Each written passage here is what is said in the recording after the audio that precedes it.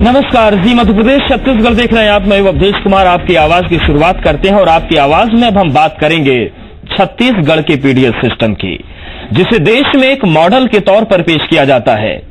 लेकिन सवाल यह है कि क्या सूबे का सिस्टम इतना पारदर्शी बचा है कि इसे कोई राज्य अपने यहां उसी तरीके से लागू कर पाए? क्या बार बार जो सवाल छत्तीसगढ़ के पीडीएस सिस्टम को लेकर उठाए जाते हैं वो सवाल दूसरे राज्य को शक की निगाह से देखने के लिए मजबूर कर सकते हैं? और छत्तीसगढ़ का पीडीएस सिस्टम अगर मॉडल है तो इसमें कुछ खामियां भी हैं। उन सब के बीच कई तरीके के सवाल उठते हैं जिन पर हम चर्चा करेंगे। लेकिन उससे पहले आपको बता दें कि जो खबर हम आपको दिखाने जा रहे हैं वो पूरी तरीके से विश्वसनीय है, और ये जानने के लिए अब हम हर खबर को विश्वसनीयता की कसौटी पर कसते हैं। विश्वसनीयता की 4 कसौटियां हैं: हमारे संवाददाता की मौके पर मौजूदगी, खबरों के विभिन्न स्रोत, खबर पर विशेषज्ञों की राय और खबरों को आप तक पहुंचाने के लिए तकनीक का इस्तेमाल। और अभी जिस खबर की हम चर्चा कर रहे हैं वो भी विश्वसनीयता की इन्हीं 4 कसौटियों पर परखी गई है। तो सबसे पहले रिपोर्ट आप देखिए, उसके बाद ये सवाल उठाएंगे कि जिस छत्तीसगढ़ की पीडीएस सिस्टम में कई खामियां हैं, सवालों के घेरे में जो सिस्टम रहता है, क्या यूपी उससे कुछ सीखेगा और यूपी को क्या उससे नहीं सीखना चाहिए? छत्तीसगढ़ के पीडीएस सिस्टम की तारीफ पूरे देश में होती है। पूरे देश में छत्तीसगढ़ के पीडीएस सिस्टम ने मॉडल के तौर पर छाप छोड़ी है, और यही वजह है कि उत्तर प्रदेश के खाद्य मंत्री के नेतृत्व में एक प्रतिनिधिमंडल पहुंचा है जो यहां के पब्लिक डिस्ट्रीब्यूशन सिस्टम को समझने की कोशिश कर रहा है। जो चीज यहाँ हो रही है वो यूपी में भी हो सकती है, कोई बड़ी बात नहीं है। कि सारा का सारा बहुत ट्रांसपेरेंट है सिस्टम। हमारे लिए आश्चर्यजनक है कि यहाँ पर जो फसल है उसका 60% यहाँ के लोग खरीद रहे हैं, जबकि हमारी गवर्नमेंट अब तक जो थी वो कुल 2.5% खरीद पाई है। दरअसल उत्तर प्रदेश के मुख्यमंत्री आदित्यनाथ योगी ने पद संभालने के बाद छत्तीसगढ़ के पीडीएस सिस्टम की तारीफ की थी और उसे यूपी में लागू करने की बात कही थी। उसी के बाद उत्तर प्रदेश से छत्तीसगढ़ में एक दल भेजा गया है जो पीडीएस की पाठशाला में पूरे तंत्र को समझने की कोशिश कर रहा है। यहाँ पर जो हमने देखा है तो बहुत सारी अनोखी चीजें हम देख के यहाँ जा रहे हैं, और मुख्यमंत्री जी ने आज अपने जो हमारी भेंट हुई उन्होंने कहा है कि वो कितने भी व्यक्ति हमारे यहाँ के लोगों को ट्रेन करने के लिए, सहायता करने के लिए भेजेंगे।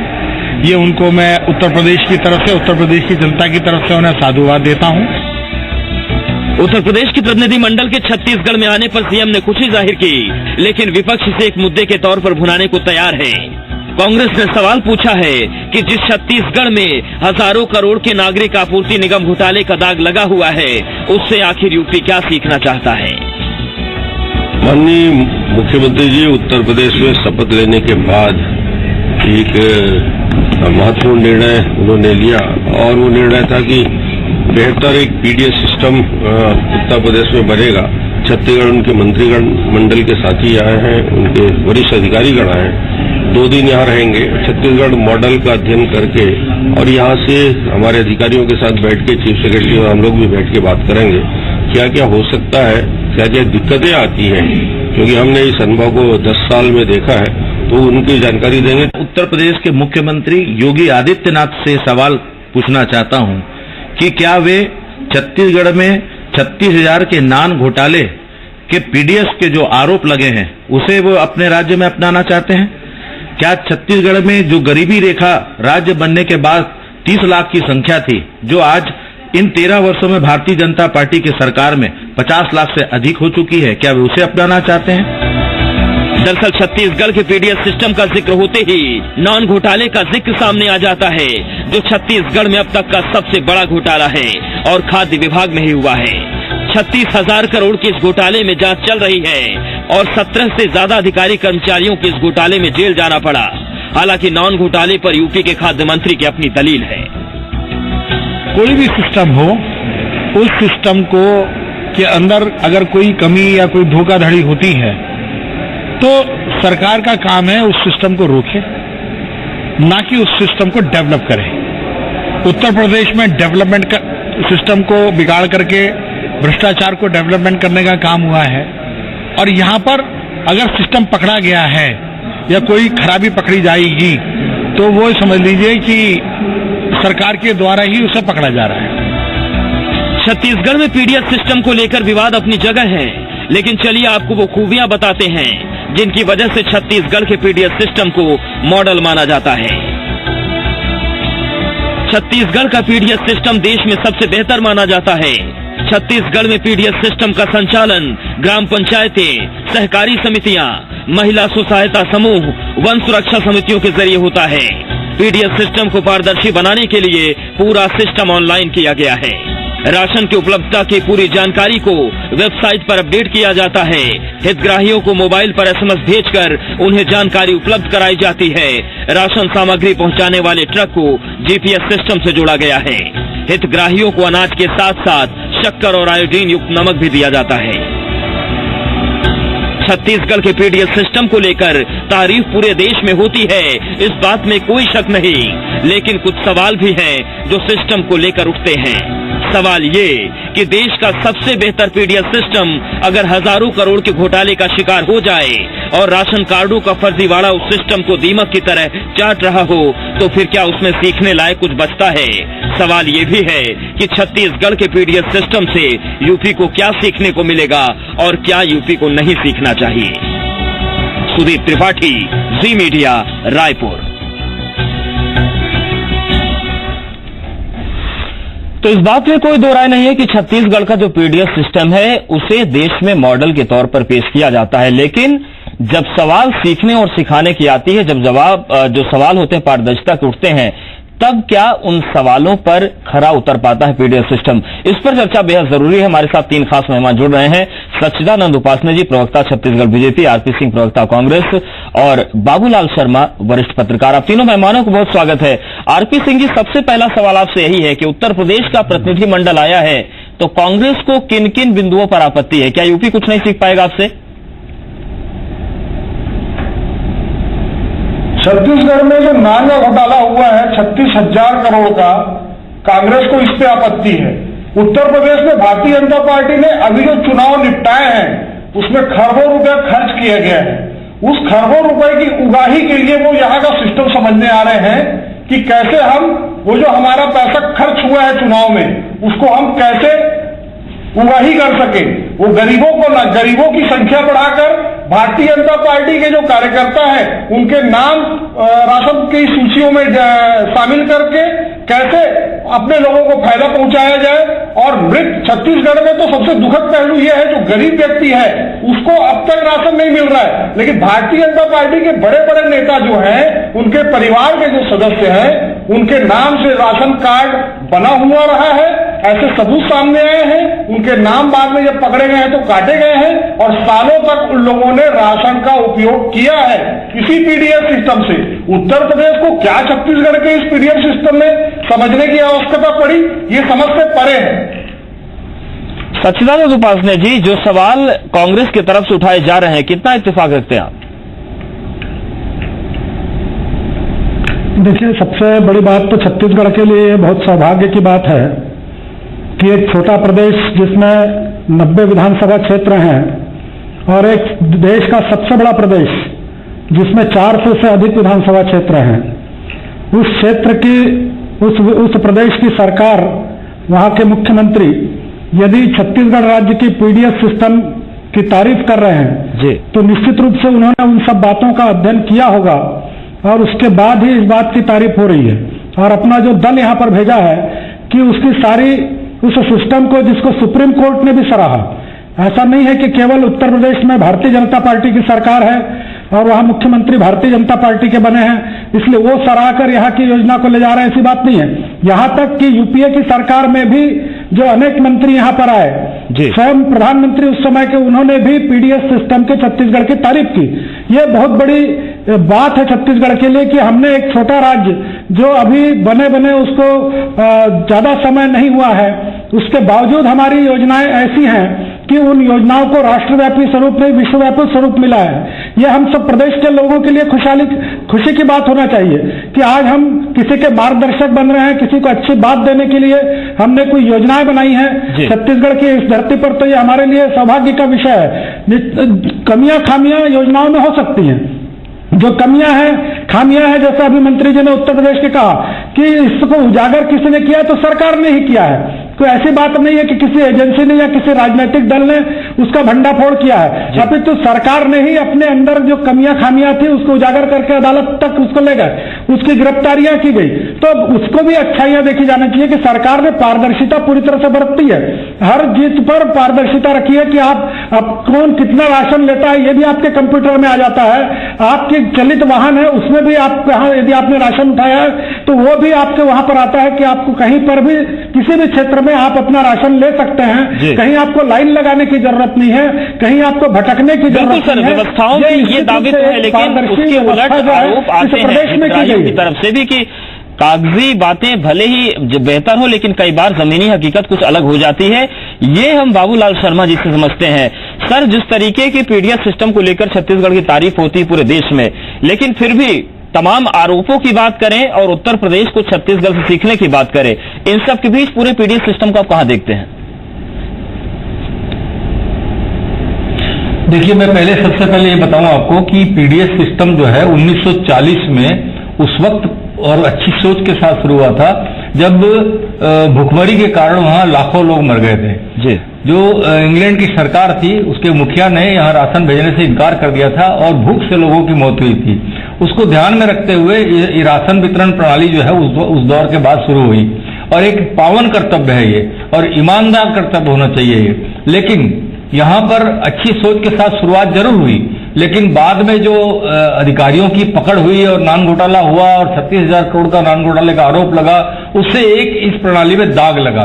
गरीबों की भूख से मौत न हो, गरीबों के पास राशन ईमानदारी से पहुंच जाए, तो इससे बेहतर कोई प्रणाली हो नहीं सकती।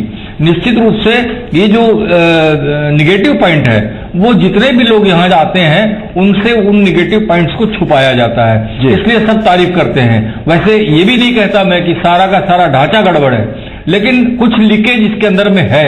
सरकार कहती है कि हमने 50% लीकेज था, अब उसको 10% कर दिया है, लेकिन 10% जो है वो सरकार का आंकड़ा है, जनता जो देख रही है उसके आंकड़े थोड़े ज्यादा हैं। इसलिए जो है, और निश्चित रूप से कई जगहों पे पकड़ हुई है, चावल के साथ लोगों को पकड़ा गया है, नान का घोटाला हुआ, राशन कार्ड काटे गए, 9 लाख राशन कार्ड का राशन आखिर बरसों तक जाता रहा तो कहां जाता रहा, ये प्रश्न अभी भी बना हुआ है। इसका जवाब जो है वो नहीं आ रहा है। और निश्चित रूप से जो है इसी से ये शंका होती है कि सार्वजनिक वितरण प्रणाली बेहतरीन प्रणाली होने के बाद भी क्यों गड़बड़ है, क्यों गड़बड़ी इसमें हो रही है, ये एक प्रश्न पैदा हो गया है। सार्वजनिक वितरण प्रणाली को कोई खराब कोई भी नहीं कहेगा, कांग्रेस के व्यक्ति से भी आप पूछेंगे तो कहेगा प्रणाली अच्छी है, लेकिन इसका जो जिस तरीके से लोग इसको चला रहे हैं, इम्प्लीमेंट जिस तरीके से हो रहा है उसमें गड़बड़ी है।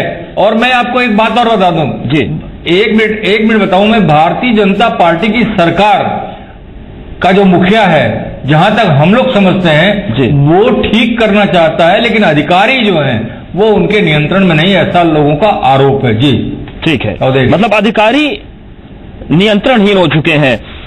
साहू साहब, लेकिन फिर जब ये स्थिति है, जैसा कि आप लोग भी मानते हैं कि अच्छा सिस्टम है, शर्मा जी भी कह रहे हैं कि अच्छा सिस्टम है, लोग जो जिनको लागू करना है वो गड़बड़ कर रहे हैं, ऐसे में अगर यूपी आकर इस सिस्टम को सीख कर जाता है फिर आपत्ति क्या है? प्रशासनिक तौर पर तो घोटाले होते रहते हैं, यूपी कह रहा है कि हम उसको रोकने की कोशिश करेंगे।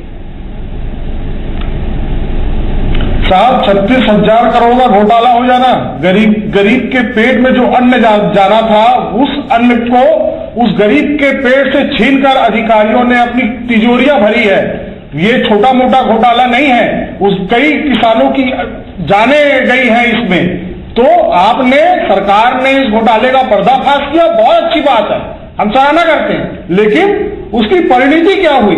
17 छोटे कर्मचारी जेल के अंदर है, जो आईएएस है, जिन लोगों ने मोटी रकम कमाई है, मोटी मलाई खाई है, वो लोग आज छुट्टे घूम रहे हैं, उन पर सरकार का कोई नियंत्रण नहीं है, मलाईदार पदों में वो लोग बैठे हुए हैं।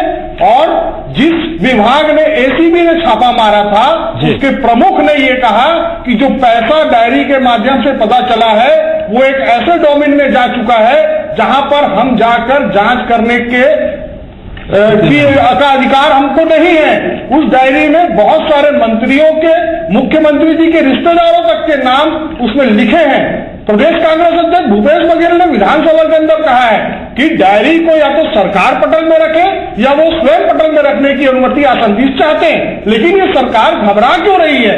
हम भी ये कहते हैं, अगर आपका पीडीएस अच्छा है, छत्तीसगढ़ पूरे देश में अच्छा प्रदर्शन कर रहा है, तो हर एक छत्तीसगढ़ वासी के लिए गौरव की बात है। लेकिन जिस घोटाले को आपने पकड़ा है, उस घोटाले के पीछे जो काले चेहरे हैं उनको बेनकाब करने का काम सरकार दृढ़ता से क्यों नहीं करती है? सीबीआई जांच क्यों नहीं कराती है? चाहे दोषी कोई भी हो, उसको बख्शा नहीं जाना चाहिए, बस कांग्रेस यही चाहती है। ठीक है उपासना साहब, फिर ये सवाल बनता है कि जब आप अपने पीडीएस सिस्टम को पूरे देश में मॉडल के तौर पर पेश करते हैं, फिर क्यों आप लोग कोई भी ऐसी कमी छोड़ना चाहते हैं जहां से सवाल उठ जाए? फिर उसको बिल्कुल पारदर्शी रखिए।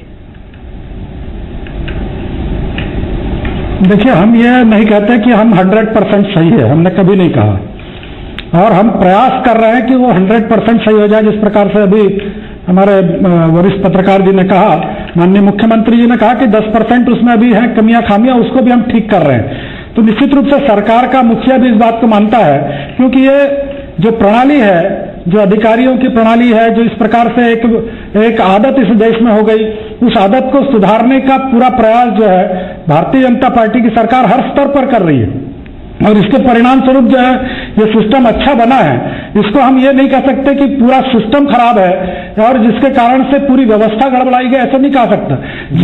हितग्राही तक उसका लाभ मिले, ये पूरी पारदर्शिता जो बरती है, जिसमें जिस प्रकार से जो कमियां खामियां पता चली तो सरकार ने सजग होकर, और ये नहीं है कि उसमें किसी प्रकार से कोताही बरती गई।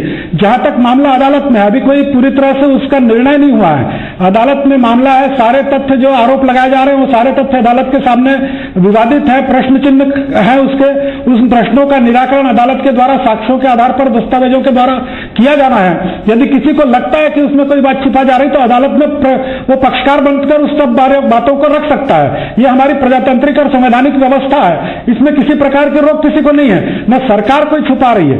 इसलिए आप इस प्रकार के आरोप लगाकर कि सरकार में कोई खोट है, ये मैं नहीं मानता कि सरकार के मुखिया में या सरकार के उसको चलाने, इसको क्रियान्वित करने वाली मशीनरी में कोई खोट है, ये मैं नहीं मानता। पूरी शुद्धता से, पूरी पारदर्शिता से जो किया जा सकता है, वो सारे तथ्य जो है, यदि आपको लगता है कि इसमें कोई और सुझाव है पारदर्शिता के, तो वो सरकार को आपको देना चाहिए कि इसमें ये किया जा सकता है जिससे और पारदर्शिता हो सकती है। प्रजातंत्र का यही तकाजा है।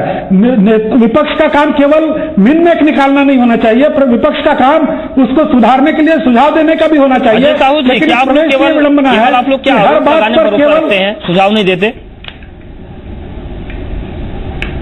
हम सरकार को आईना दिखाने का काम करते हैं। बस्तर में 6-6 महीने से पीडीएस के माध्यम से चावल का वितरण नहीं हुआ है। ऐसे कई छोटे छोटे गांव हैं जहां पर पीडीएस वितरण प्रणाली के तहत चावल का और अन्य सामग्रियों का वितरण नहीं हो पा रहा है। लोग आज भरी नजरों से सरकार की तरफ देख रहे हैं, लेकिन सरकार केवल कागजों में और ऑनलाइन जो विज्ञापन ये लोग दिखाते हैं उसमें नंबर 1 है, लेकिन धरातल में सरकार 0 बटा सन्नाटा है। सरकार का काम केवल भारतीय जनता पार्टी के जो नेता हैं, उनके जो कार्यकर्ता हैं, उन तक चावल और सारी सामग्री समय पर पहुंच रही है, लेकिन जो व्यक्ति वाकई में जरूरतमंद है, जिस व्यक्ति को वाकई में इस पीडीएस सिस्टम की आवश्यकता है, सहयोग की आवश्यकता है, वो आदमी आज भी इससे दूर है। ये सच्चाई है। हम जब इस बात को सरकार को आईना दिखाने का काम करते हैं तो ये उसको स्वीकार करने के बजाय ये कहते हैं कि सरकार के खिलाफ आप लोग जो है मीन मेट निकालते हो, आप लोगों को केवल आरोप लगाना आता है। हमारे जो विधायक हैं, हमारे जो कार्यकर्ता है, वो क्षेत्रों में घूमकर सारी सूचनाएं हम तक पहुंचाते हैं। हम उन सूचनाओं के माध्यम से पूरी विश्वसनीयता के साथ और उन पर विश्वास करने लायक जो सबूत के साथ हम बात करते हैं। हमारे पास कोई ऐसा तथ्यहीन आरोप हम नहीं लगाते। ठीक है बाबूलाल शर्मा जी, एक सवाल आपसे पूछना चाहता हूं कि पीडीएस सिस्टम की अगर हम बात करें, इतना पारदर्शी सिस्टम बनाया गया कि जो राशन ले जाने वाले ट्रक है उसमें जीपीएस लगा दिया गया, हितग्राहियों को मैसेज पहुंच जाते हैं, लेकिन क्या इस योजना का राजनीतिक लाभ लिया गया? क्योंकि आप विधानसभा चुनाव के पहले जाए तो एक अभियान चला था कि बड़े स्तर पर राशन कार्ड बने, चुनाव होने के बाद अभियान चला कि बड़े स्तर पर नाम काटे गए, तो क्या सियासी नफा नुकसान में भी फंसा क्या है पूरा सिस्टम? देखिए, इसमें बड़ी बात यह है कि 9 लाख राशन कार्ड कोई छोटी मोटी बात नहीं है। 9 लाख राशन कार्ड बरसों तक अगर फर्जी रूप से चले हैं, सरकार खुद कह रही थी कि गलत लोगों का कार्ड बन गया था, उसको काटा गया, जो अपात्र पाया गया उसको काटा गया। खुद खाद्य मंत्री ने कहा, खुद रमन सिंह जी ने कहा अपात्रों को काट दिया गया। तो जो अपात्र थे उनके बने क्यों? सबसे बड़ा प्रश्न तो ये होता है। अगर अपात्र के बनाए हैं आपके अधिकारियों ने, तो निश्चित रूप से कहीं न कहीं कोई गड़बड़ी है, कहीं न कहीं कोई गड़बड़ी की योजना है। किसकी है? अधिकारी की है, किसी नेता की है, या कुछ और लोगों की है? ये एक अलग मुद्दा है, ये जांच का मुद्दा है। लेकिन अगर बात सामने आती है तो अगर सरकार उसमें कड़ी कार्रवाई कर देती है और दिखता है, दिखे, तो ये नहीं कि ईमानदार होना बड़ी बात नहीं है, लेकिन ईमानदार दिखना भी चाहिए। तो वो दिखने में जो है सरकार पीछे रह गई। और जहां तक मुझे लगता है कि नान घोटाला इतना बड़ा दाग है, जिसका दाग अभी तक कहीं से धुला नहीं है, और जिस तरह से बड़े अधिकारी अभी भी काम कर रहे हैं, आज भी जो है उन आलोक शुक्ला जिस पर वो नान घोटाले का आरोप है, उसको चुनाव आयोग बुला रहा सलाह देने के लिए। तो ये तो अजीबोगरीब स्थिति है। सरकार ऐसी व्यवस्था क्यों नहीं करती कि चुनाव आयोग को इस बात की जानकारी हो कि कथित व्यक्ति जो है इस वक्त जो है संदेह के घेरे में है, जांच के दायरे में है और उस पर आरोप है, ये बात पहुंचा सके, ये बड़ी बात है। इसलिए जो है सरकार पर बार बार ये क्वेश्चन उठता है, ये सवाल उठता है कि सरकार किस दिशा में काम कर रही है। अधिकारियों पर उसका कोई नियंत्रण नहीं है, अधिकारी उनकी सुनते नहीं है। कई ऐसी घटनाएं जो सामने आई है जिसमें ये एहसास हुआ है लोगों को, हम लोगों को भी कभी कभी एहसास हुआ, जैसे कल्लूरी का मामला था, जरा सा भी नियंत्रण नहीं थी। इसलिए जो है सरकार की खिंचाल इधर होती है, और वो अच्छा करना चाहे तो भी जो है उसकी बुराई इन कारणों से हो जाती है। सर, बहुत छोटे में आपसे जानना चाहेंगे, फिर जब यूपी के सीखने की बात आ रही कि यूपी छत्तीसगढ़ की पीडीएस पाठशाला में कुछ सीखेगा, तो यूपी के सीखने लायक यहाँ पर क्या है और छोड़ने लायक क्या है? फिर देखिए, अगर यूपी सही दिशा में सीखने आ रही है, तो जो यहाँ पर धान खरीदने का जो सिस्टम है, वो धान खरीदने के सिस्टम में जो प्रतिशत है यहाँ खरीदी का, उपज का खरीदी का प्रतिशत है, उसको सीखे तो एक बात समझ आती है, क्योंकि वहां 2% खरीदी करते हैं उत्पादन की। तो उस रूप में अगर सीखे कि हमको ज्यादा खरीदना है तो ठीक बात है। लेकिन अगर ये घपले घोटाले सीखने आने हैं, या पीडीएस में कैसे इसका मोबिलाइजेशन किया जाता है, ये सीखने आते गलत। लेकिन ये सही है कि अभी तक जितने भी राज्य अभी तक यहाँ, झारखंड हो, राजस्थान हो, यूपी हो, महाराष्ट्र हो, ये जो है सब भारतीय जनता पार्टी के शासित राज्य हैं। ये किसी योजना की तरह या किसी रणनीति के तहत भी तारीफ कर सकते हैं, छत्तीसगढ़ की तरह माना जाता है। लेकिन कर्नाटक जो कांग्रेस सरकार जहां पर है, उसके भी खाद्य विभाग के लोगों ने यहां आकर के इसकी तारीफ की है। तो निश्चित रूप से कहीं न कहीं कुछ अच्छा भी है, सारा चीज बुरा ऐसा नहीं कह सकते। बिहार के मुख्यमंत्री भी आए थे, उन्होंने पीडीएस सिस्टम को बिल्कुल यहाँ प्रणाली, मतलब जो गैर बीजेपी और शासित राज्य हैं वो अगर तारीफ कर रहे हैं तो अच्छाई तो है, लेकिन कम से कम जो कमियां रह गई हैं, जो कालिख लगी है, उससे अगर वक्त रहते ठीक कर दिया जाए, अच्छाई तो है, कुछ ना कुछ अच्छाई तो इसमें है। बिल्कुल, तब छत्तीसगढ़ की जो पीडीएस पाठशाला है वो कहीं बेहतर ढंग से, सकारात्मक ढंग से सामने आएगी। आप तीनों मेहमानों को बहुत शुक्रिया, आप इस चर्चा में जुड़े और छत्तीसगढ़ के पीडीएस सिस्टम पर विस्तार से आपने प्रकाश डाला और बताने की कोशिश की कि दरअसल ये पूरा सिस्टम गलत नहीं है, सिस्टम अच्छा है, लेकिन इंप्लीमेंट करने वाले लोग अगर गड़बड़ करते हैं तो उसे भी वक्त रहते सुधार लेने की बहुत ज्यादा जरूरत है। फिलहाल आपकी आवाज में इतना है।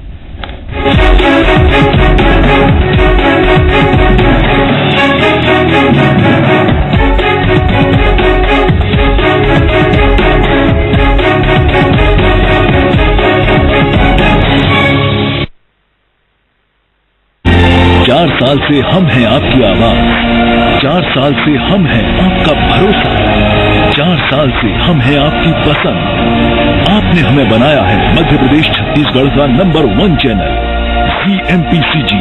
4 साल बेमिसाल।